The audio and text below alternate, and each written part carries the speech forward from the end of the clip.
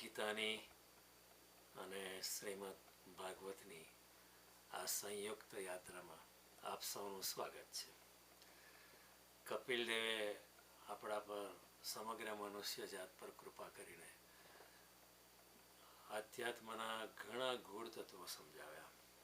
એમનો હેતુ એક જ હતો કે આપણે પણ એ બ્રહ્મ સ્વરૂપને આપણે પામી જઈએ. જે બ્રહ્મ સ્વરૂપમાં એ પોતે છે એ બ્રહ્મ સ્વરૂપ બીજા બધાને મળે, એ જ એમનો કરુણાપૂર્વકનો હેતુ છે. સામાન્ય રીતે સંસારમાં લોકો હોય, એમની પાસે કંઈક કશું હોય સ્પેશિયલ વસ્તુ, તે બીજાને આપવા ન માગતા હોય. એ જો કોઈ ઉચ્ચ સ્થાન પર બેઠા હોય તો બીજાને એ સ્થાન ન મળે એના માટે અનેક અવરોધો ઊભા કરતા હોય. પરંતુ અહીંયા અધ્યાત્મ જગતમાં તો એટલો બધો ખજાનો છે, એવું કોર્નર કરીને બેસી રહેવાનો સવાલ જ નથી. કપિલ દેવ લૂંટાઈ રહ્યા છે, કૃષ્ણએ પણ લૂંટાયું છે. કૃષ્ણ પણ એ પણ વારંવાર ગીતામાં કહે છે, પરામ સિદ્ધિમ ઈતો ગતા. આ જગતમાંથી જ, આ સંસારમાં રહ્યો આ પૃથ્વીલોક પરથી તું પરમ સિદ્ધિને તું પામી શકીશ, એ મારો પ્રયત્ન છે અર્જુન. કપિલ દેવ પણ અહીંયા એ જ કહે છે માતા દેવહૂતિને કે આ સંસાર ચક્ર જે છે એમાંથી નિવૃત્તિ કેવી રીતે આપણે લાવવી જોઈએ, કેવી રીતે એનાથી આપણે મુક્ત થઈ શકીએ. કારણ કે સંસાર તો ચાલ્યા જ કરશે, એનો કોઈ અંત જ નથી. જ્યાં સુધી ઈચ્છા છે, જ્યાં સુધી કામના છે, જ્યાં સુધી દેહાભિમાન છે, જ્યાં સુધી બોડી કોન્શિયસનેસ છે, ત્યાં સુધી સંસાર ચક્ર ચાલ્યા જ કરશે. એમાંથી નિવૃત્તિ મળશે જ નહીં. કારણ કે વિષયોનું ચિંતન કરતા રહેવાથી જીવનું સંસાર ચક્ર ક્યારેય નિવૃત્ત થતું નથી. આ કપિલ દેવના શબ્દો છે. પરંતુ એમણે અનેક માર્ગ બતાવ્યા કે તમે આજે અસત્યના માર્ગમાં જે વ્યક્તિઓ ફસાયેલી હોય એને કેવી રીતે ધીરે ધીરે એમાંથી મુક્ત થયું, એના અનેક ઉપાયો કપિલ દેવે બતાવ્યા છે, કૃષ્ણએ પણ બતાવ્યા છે. ભક્તિ યોગ, વૈરાગ્ય, યમ નિયમ, યોગ સાધનો, ચિત્તને વારંવાર એકાગ્ર કરવાથી, મારામાં જ મન પરોવે રાખવાથી. ભગવાન કૃષ્ણ પણ કહે છે મન મના ભવ મદ ભક્તો ભવ મદયાજી મામ નમાસ્કુરુ મય્યેવ મના અધસ્વ મયી બુદ્ધિ નિવેશ. તારી બુદ્ધિ મારામાં ફરવો, મય્યે મારો જ આધાર રાખ, મારી શરણાગતિ લે, મારામાં સાચો ભાવ રાખવાથી. કૃષ્ણ કહે છે ગીતામાં સમોહમ સર્વભૂતેષુ નમે દ્વેષ્યસી ન પ્રિય એ ભજંતી તું મામ ભક્ત્યા મયી તે તેષુ ચાપ્યહમ. ભૂત માત્રમાં હું સમાન ભાવે રહેલો છું, પરંતુ જે વ્યક્તિ મારી જોડે ભક્તિભાવથી અને પ્રેમના સંબંધથી જોડાયેલી છે તેનામાં હું છું ને એ મારામાં છે. I am in them and they are in me. આ એક સ્પેશિયલ રિલેશનશિપ છે. This a special cloud between bhakt and Bhagwan. એમાં બીજાને પ્રવેશ કરવાની સ્વતંત્રતા છે, પણ જો ભક્તિભાવ હોય તો. એટલે અહીંયા કપિલ દેવ પણ કહે છે કે મારામાં સાચો ભાવ રાખવાથી, મારી કથાનું શ્રવણ કરવાથી, પ્રેમપૂર્વક સૌ પ્રાણીઓમાં સમભાવ રાખવાથી, કોઈની સાથે વેર નહીં રાખવાથી, આસક્તિનો ત્યાગથી, બ્રહ્મચર્ય, મૌન વ્રત, સ્વધર્મના પાલનથી, પોતાના સ્વભાવમાં રહેવાથી, પ્રારબ્ધ મુજબ જે કંઈ મળે તેમાં સંતોષ રાખવાથી, પરિમિત અને મર્યાદિત ભોજનમાં રહેવાથી, એકાંત વાસ સેવવાથી, શાંત સ્વભાવથી, બધાના મિત્ર, સમાસત્રો ચ મિત્રે ચ તથા માનાપમાનાયો તુલ્ય નિંદા સ્તુતિર્મની સંતુષ્ટો યેન કેનચિત્ત. 12મા અધ્યાયમાં કૃષ્ણ સાચા ભક્તના લક્ષણો બતાવે છે. એ આપણા માટે છે. બધામાં શું છે આપણે જોવાની જરૂર નથી. It is a litmus test for us. Don't worry about other people. આધ્યાત્મની જર્નીમાં બીજા શું કરે છે એની ફિકર ન કરો, આપણે શું ક્યાં છીએ એ જોવાનું છે. જે દયાળુ છે, ધૈર્યવાન છે, પ્રકૃતિ અને પુરુષના વાસ્તવિક સ્વરૂપના અનુભવથી જેણે મારાપણાનો હું છું એ બધામાં એમનેસ, આઈ એમ, એ બધાના મિથ્યા અભિમાનનો જેણે ત્યાગ કર્યો છે સમજીને, જેની બુદ્ધિ જાગૃત થઈ ગઈ છે, એ આત્મદર્શી મુનિનું હૃદય અને એનું અંતઃકરણ એકદમ પવિત્ર, એકદમ શુદ્ધ થઈ જાય છે. અને જ્યારે એ અંતઃકરણ શુદ્ધ થઈ જાય તો એ મન મંદિર પણ એકદમ પવિત્ર થઈ જાય તો ભગવાનની મૂર્તિનું એમાં પ્રાગટ્ય થાય છે. ભગવાનની મૂર્તિ એમાં ઝલકી ઉઠે છે, એનું પ્રતિબિંબ ઝલકી ઉઠે છે. અને ભક્તને ફીલ થાય છે કે યા is in me. I don't have to go. એ તીરથ 4 યાત્રાના ધામ પર જવાની કંઈ મારે જરૂર નથી. હું મારા ઘેર બેઠો મંદિરમાં જવાની કંઈ જરૂર નથી. પણ જાઓ તો કંઈ ખોટું નથી, પણ એના માટે તો ગમે ત્યાં જાય. ભક્તનો ભગવાન જોડેનો સંબંધ અવિરત છે, 7/24 કનેક્ટેડ છે. જેમ આપણો સેલફોન આપણી જોડે હોય છે કાયમ, રાતે પણ આપણી જોડે રાખીને આપણે સૂઈ જઈએ છીએ. We are always connected to the internet. એવી રીતે ભક્ત ભગવાનની જોડે કનેક્ટેડ હોય છે. એટલે એવી રીતે કરતાં કરતાં એનું અંતઃકરણ શુદ્ધ થાય છે. એ શુદ્ધ અંતઃકરણમાં પરમાત્માનું પ્રતિબિંબ ઝલકે છે અને પરમાત્માના પ્રતિબિંબના માધ્યમથી એ પરમાત્મા જોડે અદ્વિત એ એકાકાર થઈ જાય છે અને એમાં એને સુસુપ્તિ વેળાએ પણ જાગ્રત રહે છે અને અદ્વિતીય બ્રહ્મપદને એ પણ પામી જાય છે. તો આ રીતે અનેક ઉપાયો બતાવીને કપિલદેવે કરુણાથી તું પણ બ્રહ્મ સ્વરૂપ કેવી રીતે થાય માતા, બીજા બધા પણ બ્રહ્મ સ્વરૂપ કેવી રીતે થાય એવું લૂંટાયું છે. એવું નહીં કે હું પકડી રાખું છું મારી જોડે. ઘણા લોકોને એવું ને બહુ અમુક વસ્તુની સારી અમુક આઈટમ આવડતી હોય તો એની રેસીપી આપણને આપે જ નહીં. તમે માગો ને તો એમ કે હું તમને ઈમેલ કરીશ, પછી કેટલું રિમાઇન્ડ કરો તો કશું મોકલે નહીં.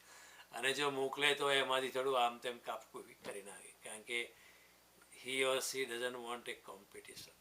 પણ અહીંયા કોમ્પિટિશનનો સવાલ નથી, એ તો અખૂટ ખજાનો છે. એટલે કપિલદેવ લૂંટાઈ રહ્યા છે કે તમે પણ હું જે જગાએ છું ત્યાં તમે પહોંચી શકશો. કૃષ્ણ પણ કહે છે મમ સાધર્મે આગતા. હે અર્જુન, તું આ પ્રમાણે યોગનો અભ્યાસ કરીશ, આ પ્રમાણે તું મારી આંગળી પકડીશ તો જે જગાએ હું છું એ જગાએ તું પણ પહોંચી જઈશ. આમાં કશું મારે છુપાવવાનું, મારી કોઈ મોનોપોલી મારે રાખવાની જરૂર નથી. This is open two everybody. જેનામાં પણ શરણાગતિ છે, શ્રદ્ધા છે, ભક્તિ છે, પ્રેમ છે, એના માટે આ બધો માર્ગ ખુલ્લો છે અને એના માટે ચિંતા કરવાની જરૂર નથી. બધાનું અહીંયા સ્વાગત છે. નિર્મલ મનજન સો મોહે પાવા, મોહે છલ છિદ્ર કપટ નહીં ભાવા. જેનો મન નિર્મળ છે એ વ્યક્તિના માટે મારો રસ્તો ખુલ્લો છે, એમ કહે છે ભગવાન રામચંદ્ર. પણ રામાયણમાં કહે છે બધા જ્યારે વિભીષણ આવતા હતા મળવા ત્યારે બધાએ શંકા વ્યક્ત કરી કે આ જાસૂસ હશે, રાવણનો ભય છે, બી કેરફુલ. ભગવાને કહ્યું એનું મન બહુ નિર્મળ છે, ભલે રાક્ષસ કુળનો છે, અધમ છે, છતાં પણ એનું મન નિર્મળ છે, માટે મારા સાનિધ્યને લાયક છે. તમે ચિંતા નહીં કરો, એનું મન બહુ નિર્મળ છે, એ મને પામી જશે જ. અને વિભીષણ આવ્યા ત્યારે ભગવાને એને પ્રેમથી એને ભેટ્યા હતા. સામાન્ય રીતે ઘણા એને જેને છૂત અછૂત હોય, બહુ મોટો બ્રાહ્મણ છે, એનું અભિમાન હોય, તે અમુક લોકોને અડકે પણ નહીં. પણ ભગવાનને એવો કોઈ જાતિભેદ છે નહીં. ભગવાન સબરીની ઘેર પણ જાય. ભગવાન કૃષ્ણ ભગવાન જે છે વિદુરજીને ત્યાં પણ જાય. એમને કોઈ જે ભક્ત જ્યાં પ્રેમ છે અહીંયા કોઈ ભેદ નથી. ભગવાન તો પ્રેમનો ભૂખ્યો છે. ભગવાન તો પ્રેમ જોડે એનો સંબંધ છે, પ્રેમથી સંબંધ છે એમની જોડે. એટલે આ રીતે કપિલદેવે બહુ સરસ માર્ગો બતાવ્યા. 4 શબ્દો પણ આપણે ઉતારી શકીએ જીવનમાં અને ધ્યાનસ્થ થઈ શકીએ તો આપણો પણ ઉદ્ધાર થઈ શકે. અને જે અવસ્થામાં કપિલદેવ હતા બ્રહ્મ સ્વરૂપમાં, જે અવસ્થામાં માતા દેવહૂતિ પણ પાછળથી પહોંચી ગઈ, જે અવસ્થામાં કરદમ ઋષિ હતા, જે અવસ્થામાં આપણા ઋષિમુનિઓ હતા, જે અવસ્થામાં કૃષ્ણ છે, મહાવીર છે, બુદ્ધ છે, ઓશો છે, અરવિંદ છે, એકનાથ છે, તુકારામ છે, હજારો સંત આપણી ભારત ભૂમિ પર થઈ ગયા. પરદેશોમાં સંત થયા છે પણ આટલી માત્રામાં નથી થયા. એ ફેર છે એટલો. અહીં થયા છે, જીસસ થયા છે, 2-4 આત્મજ્ઞાની વ્યક્તિનું તમે આંગળીના વેડે નામ ગણી શકો. પણ ભારતમાં એક પરિસ્થિતિ એવી હતી કે ગામડે ગામડે સંત હતા. You travel about 100 miles or 100 kilometers, ત્યાં કોઈ સંત સાધુ યોગી મુનિ તમે એના દર્શને જઈ શકો, એમના ચરણોમાં પડીને એમનો આશીર્વાદ લઈને આપણી આધ્યાત્મિક યાત્રાને આપણે સંક્રામક કરી શકીએ, આધ્યાત્મિક યાત્રાને એક્સલરેટ કરી શકીએ. એ આપણી પાસે એ ફેસિલિટી હતી એક જમાનામાં. ત્યારે દેવહૂતિ પૂછે છે તમે બધું બતાવ્યું તો બરાબર છે, પણ આ પુરુષને પ્રકૃતિ તો they are joined at the hips, they are like identical twins. એ છૂટા કરી છે, they are like Siamese twins. એવીને કેવી રીતે છૂટા કરશો? પ્રકૃતિથી મુક્તિ નહીં મળે પુરુષને યાને આત્માને, પુરુષ એટલે આત્મા, તો પછી એની મુક્તિ ક્યારેય થશે નહીં. અને કોઈક વાર તમે તત્વજ્ઞાન મને સમજાવ્યું એને લીધે મને એકદમ વૈરાગ્ય આવી જાય, પણ વળી પાછી મારા પર પ્રકૃતિ છવાઈ જાય તો વળી પાછો ભય તો પેદા થઈ જાય, વળી પાછી આસક્તિ તો આવી જાય.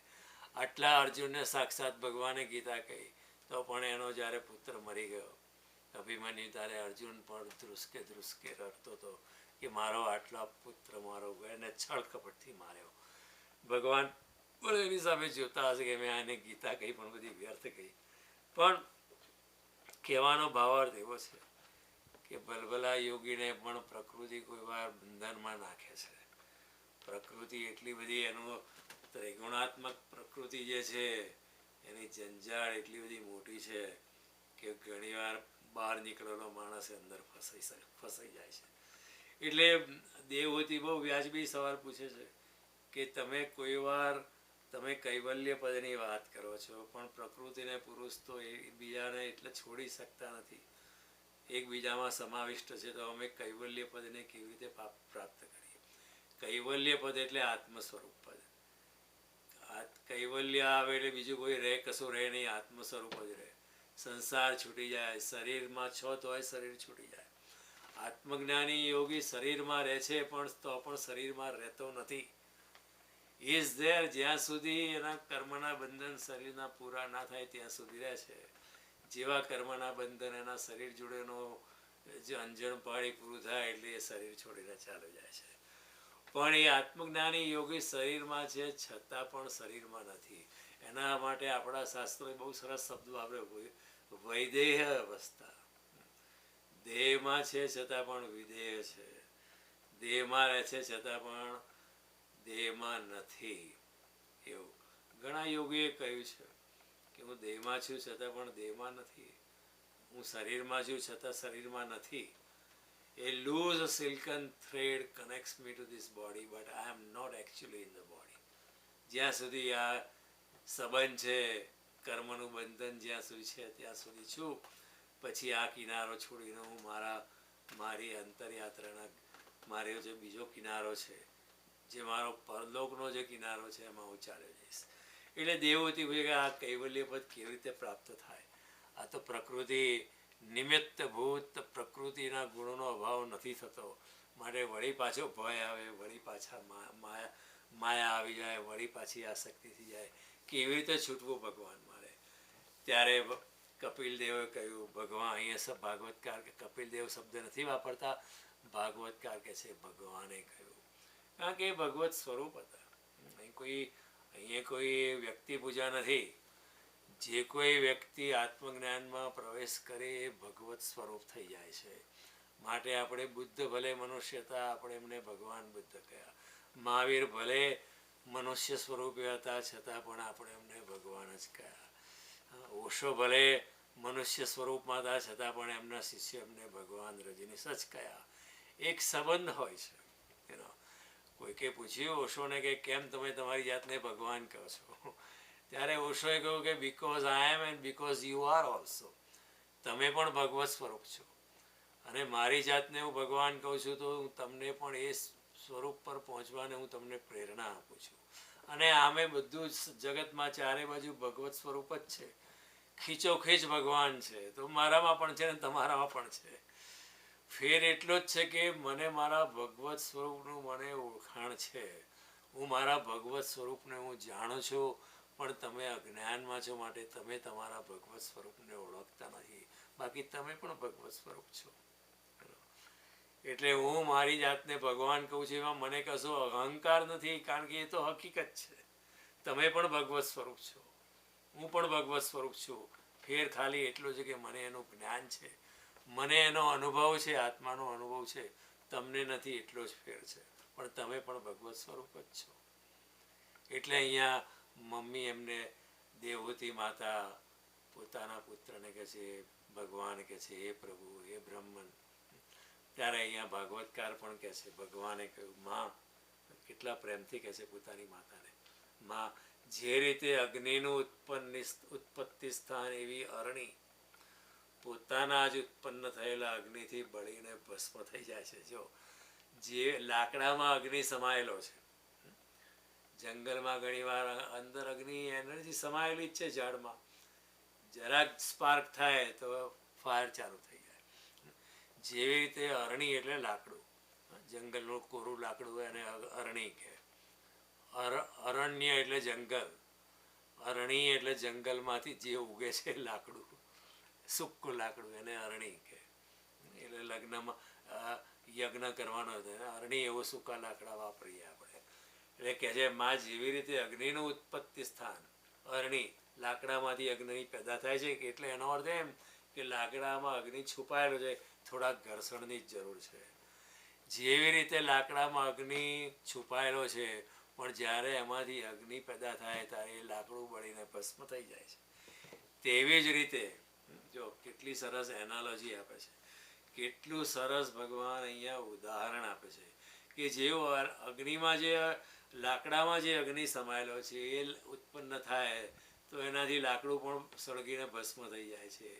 તેવી જ રીતે સ્વધર્મના પાલનથી, નિષ્કામ ભાવે કરેલા કર્મથી અને જ્યારે અંતઃકરણ શુદ્ધ થઈ જાય છે અને દીર્ઘકાળ સુધી ભગવત કથાના શ્રવણ વડે પુષ્ટ થયેલી, વધી ગયેલી મારી ઉત્કટ ભક્તિથી, તત્વનો સાક્ષાત્કાર કરાવનારા જ્ઞાનથી, પ્રબળ વૈરાગ્યથી, વ્રત નિયમ વગેરે સહિત ધ્યાનના અભ્યાસથી, ચિત્તની દ્રઢ એકાગ્રતાથી, પુરુષની જે પ્રકૃતિ હોય છે, પુરુષ અને માં પ્રકૃતિ હોય છે, આત્મામાં પ્રકૃતિ જોડાયેલા છે, પણ એ પ્રકૃતિ જે છે જેમ લાકડું સળગી જાય છે અગ્નિથી, તેવી રીતે આત્માના અજવાળાથી ધીરે ધીરે પ્રકૃતિ પણ રાત દિવસ ધીરે ધીરે ક્ષીણ થઈ જાય છે અને ધીરે ધીરે પ્રકૃતિ પણ લય પામે છે. માતા દેવતે જે સવાલ પૂછ્યો એનો જવાબ કેટલો સરસ ને સચોટ આપ્યો છે. These are the perfect questions and perfect answers.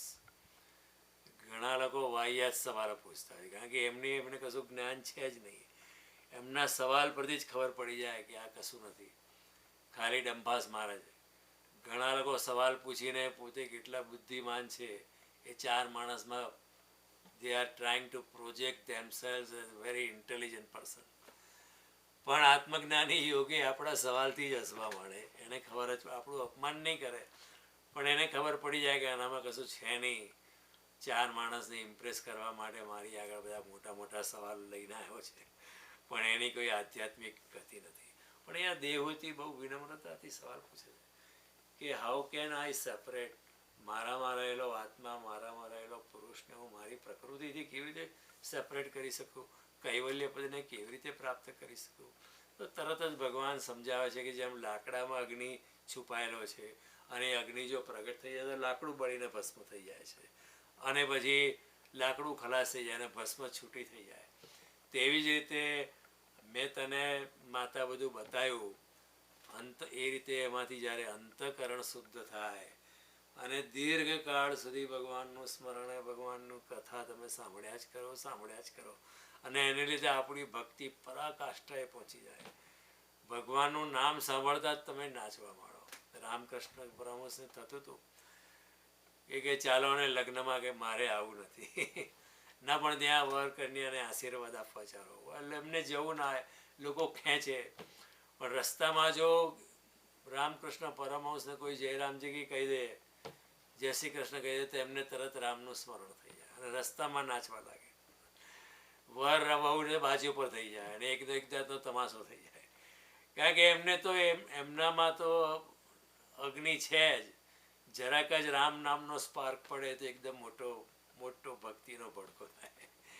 એવી રીતે અહીંયા કપિલદેવ કહે છે, દીર્ઘકાળ સુધી ભગવત કથાના શ્રવણ વડે પુષ્ટ થયેલી મારી ઉત્કટ ભક્તિથી, એકદમ પ્રગાઢ ભક્તિથી, તત્વનો સાક્ષાત્કાર કરવાના જ્ઞાનથી, પ્રબળ વૈરાગ્યથી, વ્રત નિયમના પાલનથી, ધ્યાનથી, ચિત્તની એકાગ્રતાથી, પુરુષ અને પ્રકૃતિ આમ તો દે આર જોઈન્ટ, પણ પુરુષની પ્રકૃતિ જેમ લાકડું અલગ થઈ જાય, બળી જાય અગ્નિથી, તેવી રીતે પુરુષની પ્રકૃતિ પણ ધીરે ધીરે લય પામી જાય છે. અને એની અંદર એ પુરુષને, એ વ્યક્તિને પોતાની પ્રકૃતિમાં, પોતાના શરીરમાં પણ દોષ દેખાવા માંડે છે. એવું સમજી જાય છે કે આ શરીર તો આજે છે, કાલે નથી. હાઉસ એવર હેન્ડસમ આઈ મે બી, હાઉસ એવર બ્યુટિફુલ આઈ મે બી, આ શરીર તો જવાનું છે. આ કાયા પાણીનો પરપોટો એ તો ઘડીમાં થશે ખોટો. ગોવિંદ ગુણ ગાય લેને મન ઘેલા. આ તો પરપોટા જેવું મારું શરીર છે, આજે નહીં તો કાલે જશે, કોઈ એની ગેરંટી નથી. મહાવીર સ્વામી કહ્યું કે this body is like a dew drop on a blade of grass. રાતે તણખલા પર ડ્યુ ડ્રોપ ઝાકળ બિંદુ થાય, જેવો સૂર્ય વધારે ને વધારે ઉદય થતો જાય, ગરમી થતી જાય, એ પછી નીચે સરકી જાય. તો મહાવીર સ્વામી કહે આ ક્યારે સરકી જશે, આ દેહ ક્યારે સરકી જશે, ક્યારે વિલય પામશે, એનું કોઈ ઠેકાણું નથી. એટલે એમાં પણ દોષ છે, 6 પ્રકારના ષડ દોષ છે, 6 પ્રકારના એમાં પરિવર્તન થાય છે. અને અહીંયા ભગવાન કહે છે ભોગવીને ત્યજી દીધેલી પ્રકૃતિ. જો કેટલું સરસ કહે છે, આ બહુ ગોળ કહે છે. ઘણા લોકો એમ કે હું બધું છોડીને ચાલે ગયો છું. નાની ઉંમરમાં કોઈ નાની છોકરીને દીક્ષા આપી દે, એ ખોટું છે. કોઈ નાના છોકરાને દીક્ષા આપી દે, હજી એને સંસારનો અનુભવ કર્યો નથી, સંસારમાં ગયો નથી, એ પેલા સંસારથી એને દીક્ષા આપી દે, તો અનુભવ કર્યા વિના જો એ સંસારથી મુક્ત થવાનો પ્રયત્ન કરે તો શક્ય નથી. એ પછી હિમાલયની ગુફામાં ગુરુના આશ્રમથી પણ સંસારમાં મન ચોટેલું રહે, અને બધી ભગવા કપડાં ઉપરના પહેરેલા રહે, પણ મન તો સંસારમાં જ ચોટેલું રહે. એટલે અહીંયા કપિલ કે ભોગવીને સંસારને પહેલાં ભોગવો, અને સંસારને ભોગવીને એના રસનું, સંસારના ભોગનું રસાયણ સમજો. Understand the chemistry of sense gratification. અને ભોગને ભોગવીને ભોગમાં કશું નથી એવું પોતે જાતે કન્વિન્સ થઈ જાઓ, અને પછી એને છોડો. એકદમ છોડીને જતા રહેશો તો પછી મન એમાં રહેશે. એકદમ છોડીને જતા રહે કે આ મારે જરાક જ કરવાનું હતું, that girl was almost ready for me, ખોટું અહીં આવી ગયું છું. આ પેલો છોકરો બહુ ક્યુટ હતો, એને જરાક જ ઈશારો કર્યો તો મારો થઈ જાત. એવું દૂર હિમાલયની ગુફામાં પણ એ યાદ આવે. કૃષ્ણ એના પક્ષમાં નથી, કપિલદેવ પણ અહીંયા પક્ષમાં નથી. સંસારમાં ઉતરો, સંસારમાં ઉતરો, સંસારના ભોગને ભોગવો, પણ જાગૃતિથી ભોગવો, બુદ્ધિથી ભોગવો. એકદમ ગાણાની જેમ અંદર નશામાં ચૂર પડ્યા એવી રીતે નહીં, જાગૃતિથી. અને ભોગવતા ભોગવતા એક દિવસ તમે પોતે કન્વિન્સ થઈ જશો કે આ તો કોઈ દાડવાનો અંત જ નથી. દુષ્પૂરેણા અનલેન છે, ભભકતા અગ્નિમાં બધું નાખ્યા જ કરો તો બધું સળગ્યા જ કરશે, સળગ્યા જ કરશે. અગ્નિને કોઈ દાડો સંતોષ થતો નથી. એવી રીતે સંસારના ભોગોથી કોઈ દાડો સંતોષ શક્ય જ નથી. ગમે તેટલા ભોગોને ભોગવો, પણ એમાંથી સંતોષ 100% થતો નથી. એવી રીતે જે યોગી સમજી જાય છે કે આ તો એનો અંત જ નથી, ગમે તેટલા ભોગ ભોગવો તો પણ ભોગ ભોગવવાની પ્રક્રિયા અધૂરી જ રહી જાય છે. અને જો અધૂરી જ રહી જાય છે તો પછી આનાથી કંઈક પારનું કંઈક હોવું જોઈએ જે પૂર્ણતામાં લઈ જઈ શકે. તો પૂર્ણતામાં તો અધ્યાત્મનો આનંદ જ છે. એવી રીતે ભોગવતા ભોગવતા જ્યારે યોગી જાગી જાય, સંસારથી જાગૃત થઈ જાય અને સંન્યાસને લે, ત્યારે અહીંયા કપિલદેવ કહે છે ભોગવીને ત્યજી દીધેલી તે પ્રકૃતિ પોતાના સ્વરૂપમાં સ્થિત અને સ્વતંત્ર થયેલા પુરુષને કોઈ હાનિ પહોંચાડી શકતી નથી. કે માતા દેવ જે સવાલ કે પ્રકૃતિથી મુક્ત ના થઈએ ત્યાં સુધી અમને વૈરાગ્ય ક્યાંથી થાય, કૈવલ્ય પ્રદ કેવી રીતે પ્રાપ્ત થાય, આત્મજ્ઞાનમાં અમે કેવી રીતે પ્રવેશ કરીએ. તો અહીંયા કપિલદેવ કે ધીરે ધીરે આ બધા પગલાંથી પ્રકૃતિ પણ ક્ષીણ થઈ જશે અને પછી તમે પ્રકૃતિમાં રહેશો તો પણ પ્રકૃતિ તમારું કશું બગાડી શકશે નહીં. તમે કાદવમાં રહેશો પણ કમળ જેવા અલિપ્ત રહેશો. તમે પાણીમાં રહેશો તોય તમે કમળ જેવા અલિપ્ત રહેશો. પાણીનું બિંદુ તમારા પર પડશે પણ તમારી પાંદડીઓ એટલી સ્મૂથ છે, રેશમ જેવી છે કે પાણીને લીધે તમે ભીંજાશો જ નહીં. એ પાણીનું બિંદુ સરકી જશે. તમે કોરાના કોરા જ રહેશો. સંસારમાં રહીને પણ સંસારથી તમે અલગ રહી શકશો. એક કળા છે. જનક રાજા હતા, મહેલમાં રહેતા હતા. અનેક સ્ત્રીઓ એમના જનાનખાનામાંથી અને એમનાથી અનેક બાળકો પણ હતા. છતાં પણ ભોગમાં રહ્યા, છતાં પણ ભોગથી મુક્ત હતા. કૃષ્ણ પણ આટલી બધી સ્ત્રીઓના પતિ હતા, છતાં પણ કૃષ્ણ નૈષ્ઠિક બ્રહ્મચર્યમાં હતા. આ કઠિન તત્વ છે, સમજવાનું મુશ્કેલ પણ શક્ય છે. કપિલદેવ અહીંયા કે છે તમે પ્રકૃતિમાં રહો, સંસારમાં રહો, છતાં પણ સંસારથી મુક્ત તમે રહી શકો છો. શક્ય છે. એ એક યોગિક અવસ્થામાં શક્ય છે. અને એ રીતે ભગવાન કહે છે તમે ભોગવીને ત્યજી દીધેલી પડે. તમે કન્વિન્સ થઈ ગયા કે આમાં કશું છે નહીં. આજે એક નાનો છોકરો આપણને ચોકલેટ આપવા આવે કે લો અંકલ ચોકલેટ, લો આંટી આ ચોકલેટ. આપણે શું કહીએ કે બેટા તું ખા. કેમ એવું કહીએ છીએ? કારણ કે આપણે ચોકલેટનો ભોગ ભોગવી લીધો છે અને આપણે જાણીએ છીએ કે હવે એમાં કશું છે નહીં, નરી શુગર છે. અને કોઈ વાર ખાધે, આપણે બહુ ખાધી, હવે નાના છોકરાને ખાવા દો. કારણ કે આપણે એના ભોગનું રસાયણ આપણે સમજી ગયા છે. બહુ ખાધું, બહુ પીધું, કંઈ નહીં, હવે ના છોકરા તું લે. આપણે એ ભોગ ભોગવીને મુક્ત થયા છે. પણ કોઈ એમ કે ચોકલેટ ખાતા જ નહીં, આખી જિંદગી ખાધી જ ના હોય તો એમાં મન રહી જાય. કારણ કે મન તો વાંદરા જેવું છે, મન મરકટ છે. નારદજી કહે છે એ વારંવાર ત્યાં જશે. પણ તમે કન્વિન્સ થઈ ગયા કે આમાં કશું છે નહીં. નથી સ્ત્રીમાં કશું, નથી પુરુષમાં કશું, નથી સંપત્તિમાં કશું, નથી માનમાં કશું, નથી અપમાનમાં કશું. જગતમાં આમ જેવું તો કશું છે જ નહીં. એવું કન્વિન્સ થઈને જ આપણે મુક્ત થઈએ. એવું એકદમ છોડીને નહીં.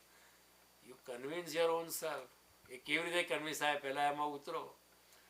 પણ ઘણા લોકો કન્વિન્સ થયા પહેલાં ભાગી જાય. તો હજુ મેલેરિયા થયો નથી એ પહેલાં મેલેરિયાની ગોળી એનો કોઈ અર્થ નથી. એકવાર મેલેરિયા થવા દો અને પછી ગોળી લો તો પછી મેલેરિયાથી મુક્ત થઈ જાઓ. એવી રીતે અહીંયા કપિલદેવ કહે છે ભોગવીને ત્યાગેલી પ્રકૃતિ તેન ત્યક્તેન ભુંજિતા. ભોગવીને ત્યાગ કરવાનો છે. બધા લોકો સમજ્યા જ નથી. ઘણા લોકો કે હું સંન્યાસી થઈ ગયો છું, પણ મન તો સંસારમાં જ છે. સ્ત્રીઓથી ભાગે છે પણ સ્ત્રીઓથી પીઠ કરી છે, પણ ચિત્ત તેનું સ્ત્રીઓમાં જ છે. ઘણી સ્ત્રીઓને હું મળું છું કે હું સંન્યાસી થઈ ગઈ છું, હું પુરુષ સામે જોતી જ નથી. પણ તમે એની આંખોમાં જુઓ તો પુરુષ માટે એને બહુ જ પ્યાસ છે. હજુ યુ કેન ફીલ.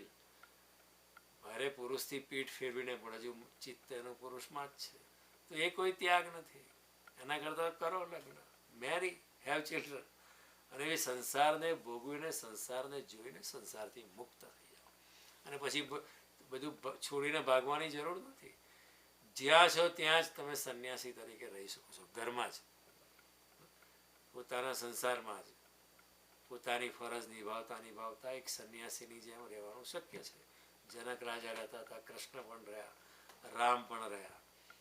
કંઈ નહીં, મેલ છોડી દેવાનો છે રામને કે મેલ તમારા નસીબ ભરતને આપી દીધું, કંઈ નહીં એને ભોગવા દો, મને કશો ફેર પડતો નથી.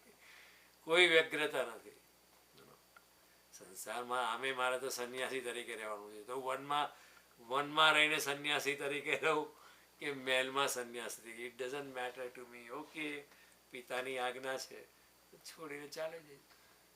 જ્યાં જ્યાં ગયા ભગવાન રામે ત્યારે એમણે કહ્યું હમ પિતુ વચન કૌશલેશ દશરથ કે જાય, હમ પિતુ વચન માનિગ વનાય.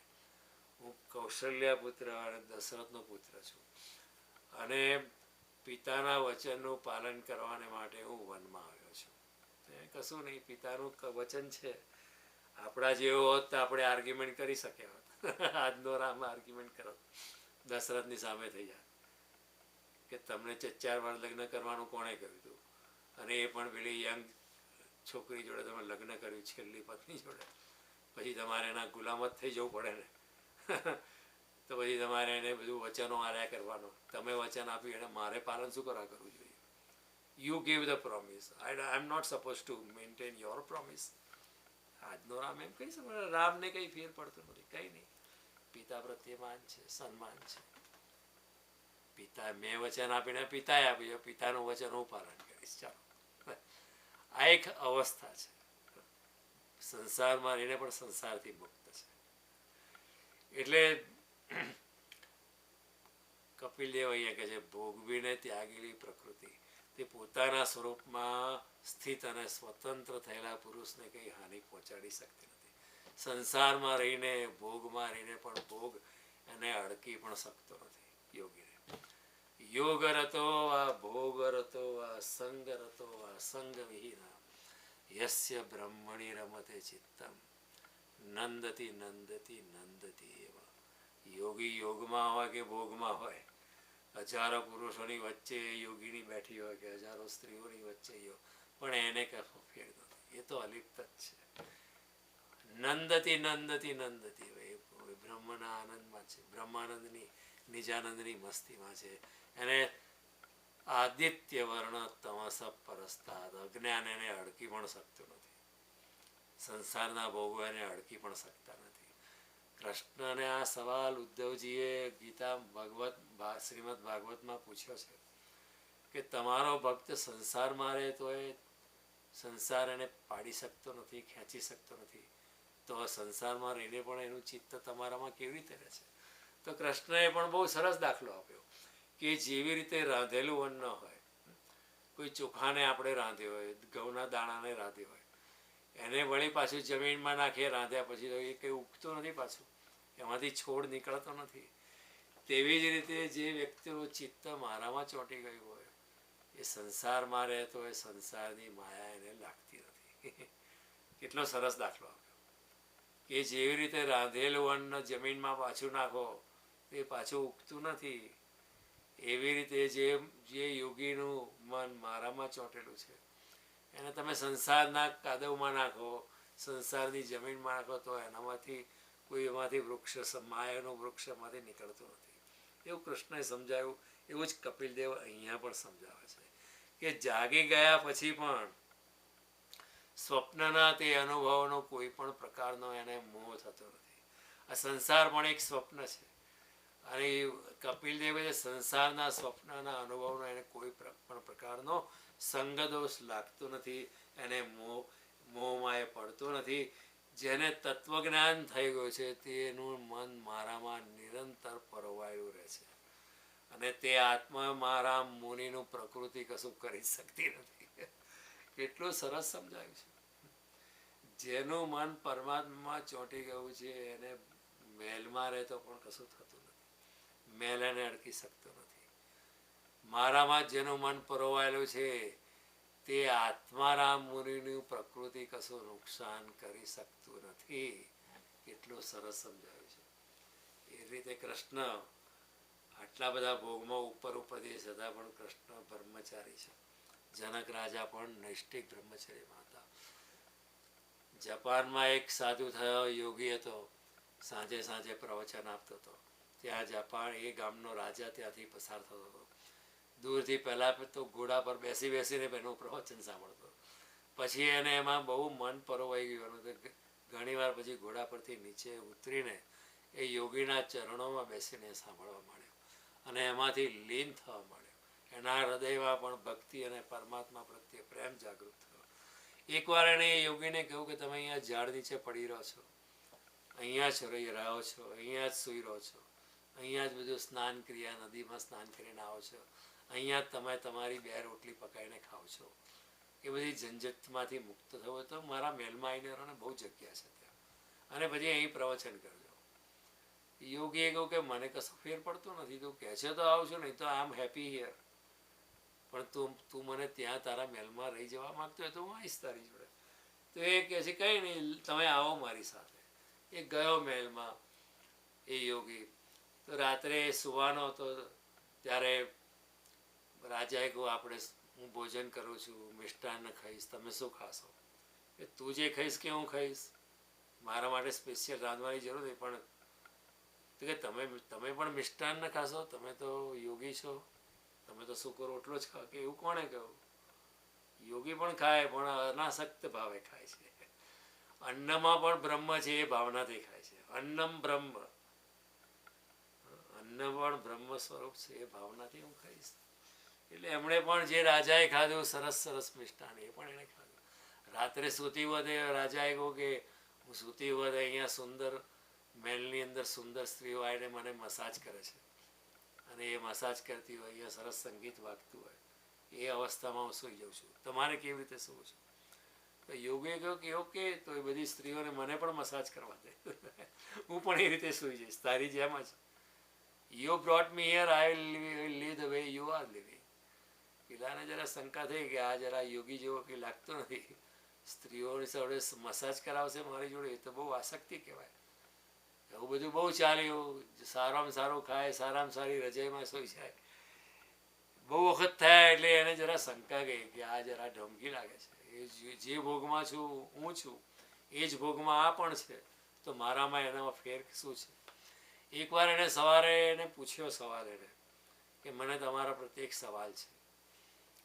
ત્યારે યોગી તો સમજી ગયો હતો કે એને શું સવાલ હશે. કે આજે સાંજે તો પૂછજે સવાલ, સાંજે હું સવાલનો જવાબ આપે. સાંજ પડી એટલે પેલા યોગી કહ્યું ચાલ મારી જોડે 2 ઘોડા લઈ લે, એક ઘોડા પર તું અને બીજા ઘોડા પર હું. 2 જણા ઘોડાસવાર થઈને દૂર દૂર દૂર સુધી ગયા. ગામ ને રાજ્યની સીમા આવી ગઈ. પેલા રાજાએ કહ્યું ચલો હવે તો પાછા ફરો. ત્યારે પેલા રાજાએ કહ્યું કે તારે જે સવાલ હતો તે મને પૂછ.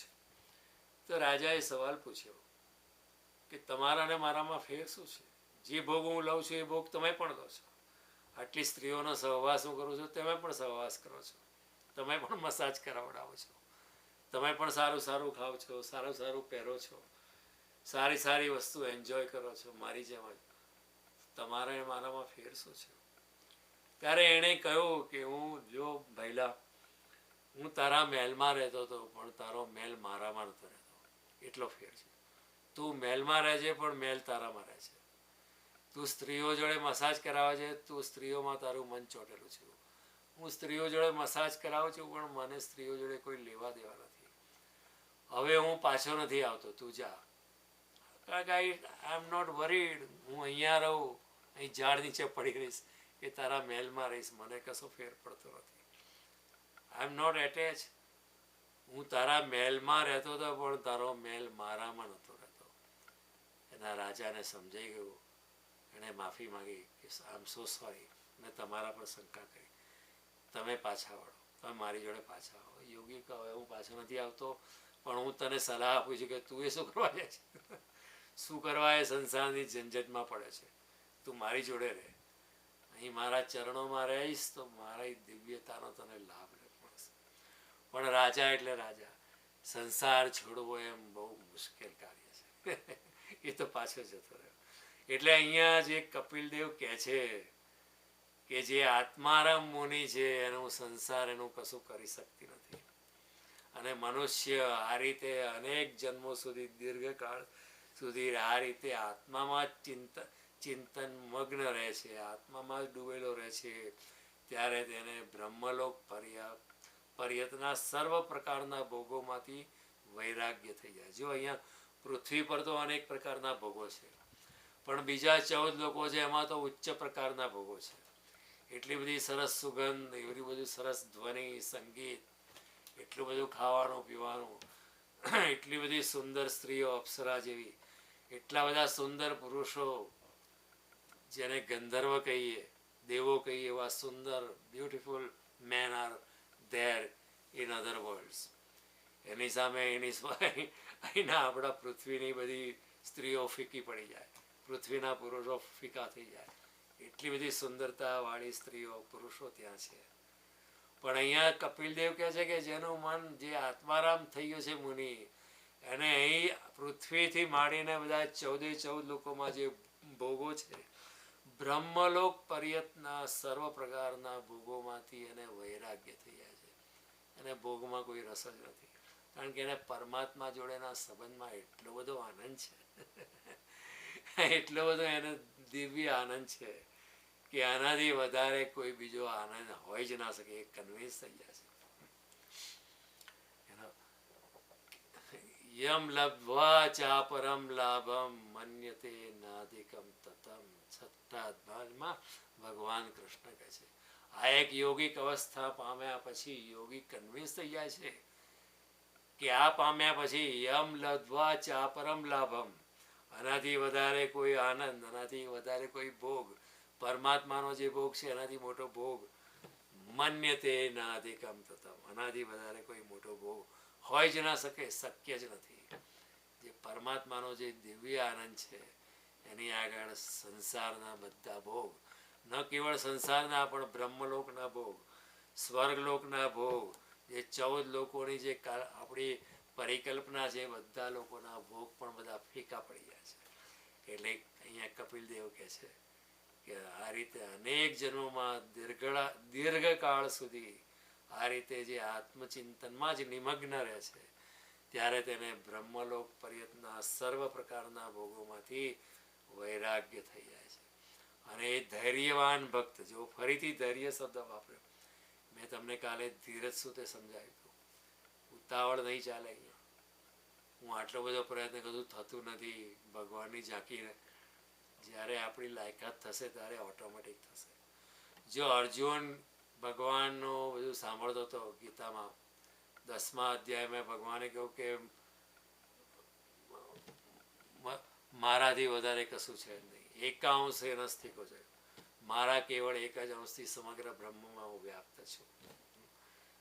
અથવા બહુ નહીં તેને કિમ જ્ઞાતેન તવાર્જુન, તારે વધારે જાણવાની શી જરૂર છે, હું તો એક જ અંશથી સમગ્ર જગતમાં છું. ત્યારે અર્જુનને જરા લોભ થયો કે પછી તમે ભગવાન મને તમારું વિશ્વરૂપ બતાવો છો. ભગવાન કહે છે કે જગતમાં કશું છે જ નહીં મારા સિવાય. મયી પરતરમ નાસ્તિ કિંચિદ અસ્તિ ધનંજય, મયી સર્વમ ઇદમ પ્રોતમ સૂત્રેર મણિગણાઈવ. મારાથી આગળ કશું છે જ નહીં. બ્રહ્માંડોના બ્રહ્માંડ મારામાં જ પરોવાયેલા છે. કેવી રીતે? સૂત્રેર મણિગણાઈવ, જેવી રીતે દોરામાં મણકા પરોવાયેલા છે. સૂત્ર એટલે દોરો, ધાગો. મણિગણા, દોરાની અંદર બધા પોલ્સ, ડાયમંડ્સ, આપણા બધા છોડા જેવા પરોવાયેલા, સોનું રૂપો જે કહો તે. જેવી રીતે સૂત્રની અંદર, દોરાની અંદર મણિગણા, ડાયમંડ્સ પરોવાયેલા છે, એવી રીતે સમગ્ર વિશ્વ મારામાં જ પરોવાયેલું છે. એવું જ્યારે ભગવાને કહ્યું ત્યારે અર્જુન કહે છે તમારું એ વિશ્વરૂપ તમે બતાવો છો ભગવાન મને. અર્જુને જરા ઉતાવળ કરી, પણ જ્યારે ભગવાને ઓકે લે જો તારે, પછી કહું કે તું આ તારી આંખોથી જોઈ નહીં શકે, હું તને દિવ્ય ચક્ષુ આપું છું. દિવ્ય ચક્ષુથી જ તું જોઈ શકીશ. તારે દિવ્ય ચક્ષુથી ભગવાનનું વિરાટ સ્વરૂપ જેવું તારે અર્જુન તો ડગી ગયો. કારણ કે એ સ્વરૂપ એટલું વિશાળ હતું, એટલું વિશાળ હતું, એટલું વિરાટ હતું, એને જોઈને અર્જુન તો ધ્રુજી ગયો. આટલો બધો મહાન સુરવીરમાં સુરવીર અર્જુન, જેના ધનુષ્યના ટંકારથી લોકોના ગાંજા ગગડી જતા હતા, લોકોને પરસેવો છૂટી જાય કે અર્જુન આવ્યો ખલાસ, મરી જઈશું, મોત નક્કી છે, એકમાંથી હજારો તીર નીકળશે. પણ એ અર્જુન આટલો બહાદુર પુરુષ, જેની બહાદુરીનો અંત હતો, એ પુરુષ પણ ભગવાનનું દિવ્ય એ વિશ્વરૂપ દર્શન જોઈને ડગી ગયો અને ભગવાનને 2 હાથ જોડીને કહેવા માંડ્યો, ભગવાન હું બી ગયો છું, ડગી ગયો છું. તમે તમારા 2 હાથવાળા ચતુર્ભુજવાળા સ્વરૂપમાં તમે પાછા સૌમ્ય સ્વરૂપે પાછા આવી જાઓ. તો એનો અર્થ શું થયો? આપણી લાયકાત પહેલાં જો ભગવાન દર્શન આપશે તો આપણે એને ખમી નહીં શકીએ. આપણે એને we will not be able to behold it. એટલે પરમાત્માની કૃપા છે કે જ્યાં સુધી આપણી લાયકાત ના હોય ત્યાં સુધી આવતો નથી. કારણ કે એ પહેલાં આવી જાય તો આપણે એમને we cannot behold him, we cannot absorb him. જ્યારે લાયકાત થાય ત્યારે આવે છે. માટે ધીરજ રાખો. લાયકાત થાય થશે ત્યારે ઓટોમેટિક આવશે. એમાં કંઈ તમારે માગણી કરવાની જરૂર, જેટલી માગણી કરો એટલો પરમાત્મા દૂર રહે. અરે પ્રારબ્ધ તો ગેલું રહે છે દૂર માગે તો, ન માગે દોડતું આવે, ન વિશ્વાસે કદી રહેજે, ગુજારે જે સિરે તારે, જગતનો નાથ તે છે. ધીરજ રાખવાની છે. ધૈર્યવાન ભક્ત મારી જ મહાકૃપાથી તત્વજ્ઞાન પ્રાપ્ત કરીને આત્માના અનુભવ થકી તમામ સંશયોથી મુક્ત થઈ જાય છે. ભગવાને કહ્યું મારી કૃપાથી બધા સંશયો દૂર થાય છે. આપણો પ્રયત્ન તો હોય છે, આખી જિંદગીનો અને જન્મ જન્મનો પ્રયત્ન હોય છે, પણ એ પ્રયત્નથી તો માંડ 1% થતું હોય છે. બાકીનું 99% ભગવાનની કૃપાથી થતું હોય છે. કૃપા વિના શક્ય નથી. કૃપાથી જ બધું થતું હોય છે. પણ એનો અર્થ એમ કે પ્રયત્ન નહીં કરવાનો. પ્રયત્ન તો કરવાનો. જે પ્રયત્ન કરે છે એના પર કૃપા થાય છે. જે પ્રયત્ન જ નથી કરતો એના પર કૃપા નથી થતી. પણ જે કંઈ જ્યારે આત્મજ્ઞાન થાય છે, જ્યારે પરમાત્મામાં આપણે મળી જઈએ છીએ, તે ભગવાનની કૃપાથી થાય છે. મારા પ્રયત્નથી નથી થતું. છેલ્લે અર્જુન શું કહે છે છેલ્લા શ્લોકમાં? નષ્ટો મોહ, મારા સંશયો દૂર થયા છે. અહીંયા કપિલ દેવ એ જ કહે છે કે મહાકૃપાથી તમામ સંશયોથી મુક્ત થાય છે. અર્જુન પણ કહે છે નષ્ટો મોહ સ્મૃતિર્લબ્ધ્વા, મારી સ્મૃતિ પાછી આવી છે. તવ પ્રસાદાત, ભગવાન તારી કૃપાથી, મારી બુદ્ધિથી નહીં. અર્જુનમાં કઈ બુદ્ધિ ઓછી થોડી હતી. અડધા યોગી જેવો હતો. સ્વર્ગલોકમાં જઈને દિવ્યાસ્ત્ર એણે પ્રાપ્ત કરેલા. સ્વર્ગની ઉત્તમમાં ઉત્તમ સુંદરી એના પર મોહિત થઈ ગઈ હતી અને લગ્નનો પ્રસ્તાવ કરેલો. પણ he had that guts to say no, sorry ma'am, I am busy. અત્યારે પરણવા માંગતો નથી. કોણ કરી શકે એવું? Hardly any main can do it. બધું આધ્યાત્મ બાજુ પર થઈ જાય, એકદમ સુંદર સ્ત્રી આવી જાય તો. પણ અર્જુન કુડ ડુ ઇટ. એટલે અહીંયા અર્જુન કહે છે નષ્ટો મોહ સ્મૃતિર્લબ્ધ્વા તવ પ્રસાદાત મયાચ્યુત, તારી કૃપાથી ભગવાન. સ્થિતોસ્મી ગત સંદેહ, મારા સંશયો ચાલી ગયા છે. કરીશીએ વચનમ તવ, એ ભગવાન તું કહે છે એ કરીશ.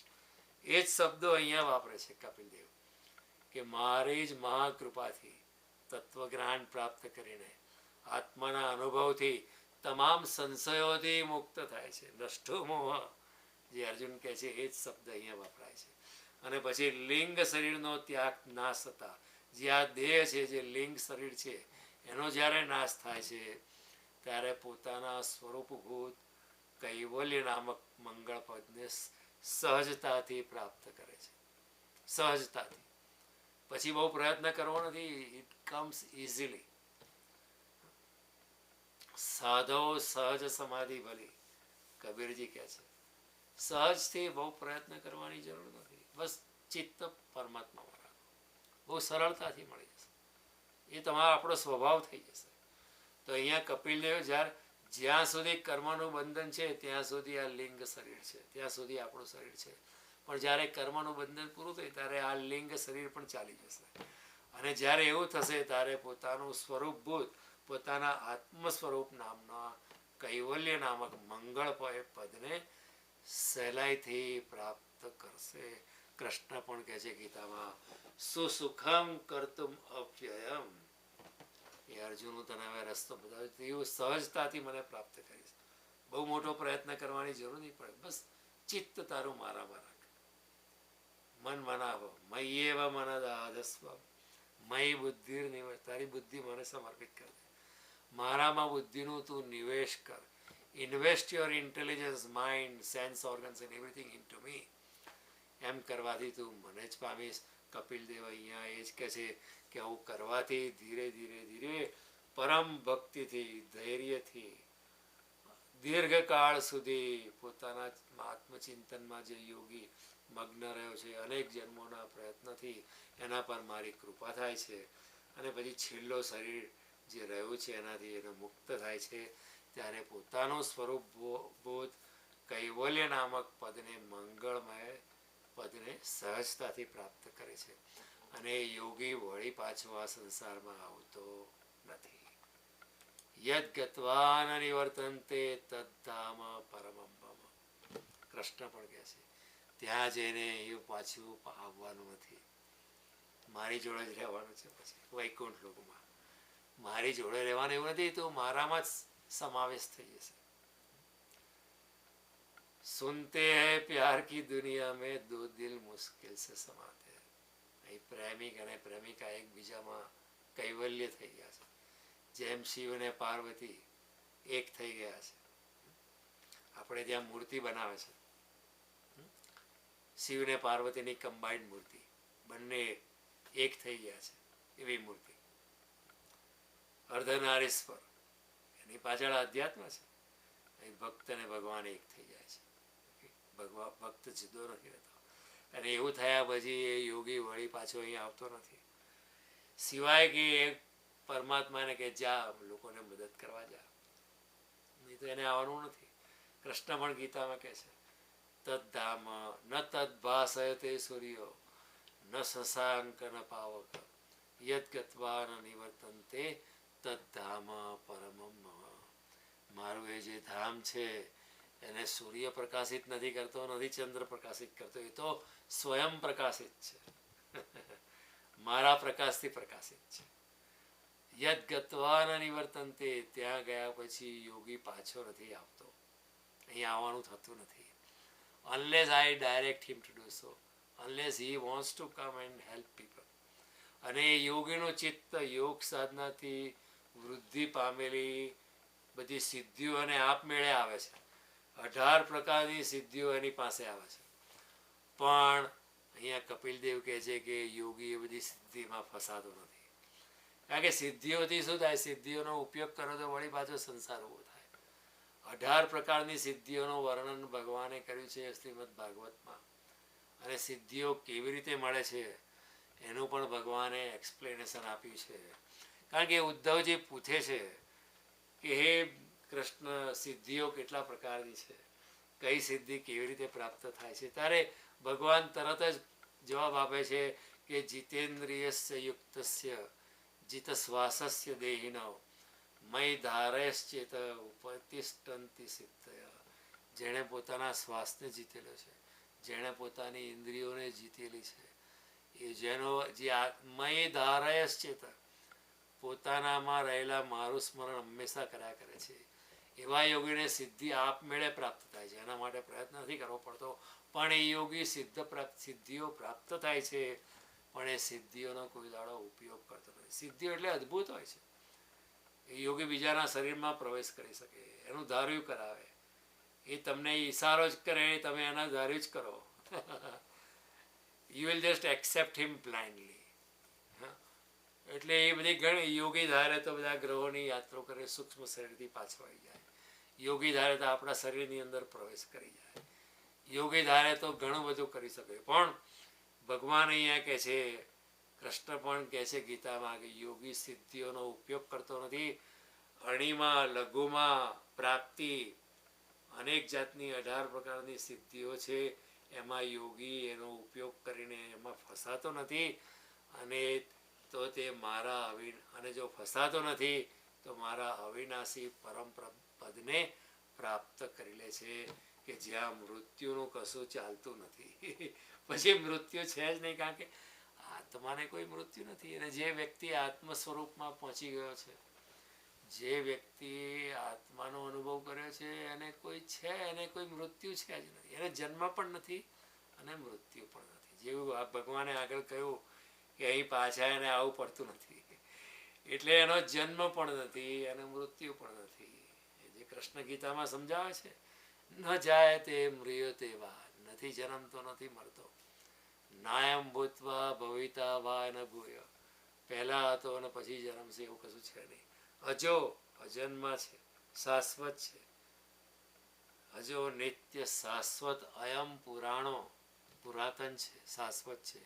ન હન્યતે અન્ય માને શરીરે, શરીરના હણાવાથી આત્મા હણાતો નથી. કારણ કે આત્મા પદાર્થ નથી, શરીર પદાર્થ છે. શરીરનો વધ કરી શકાય, કારણ કે શરીર પદાર્થ છે, પ્રકૃતિ છે. પણ આત્માનો વધ શક્ય જ નથી, કારણ કે આત્મા તો અજ છે, અજન્મા છે. મૃત્યુ અને અજ્ઞાન અને મૃત્યુ એને અડકી પણ શકતું નથી. આ રીતે કપિલદેવે બહુ સુંદર સમજાવ્યું છે.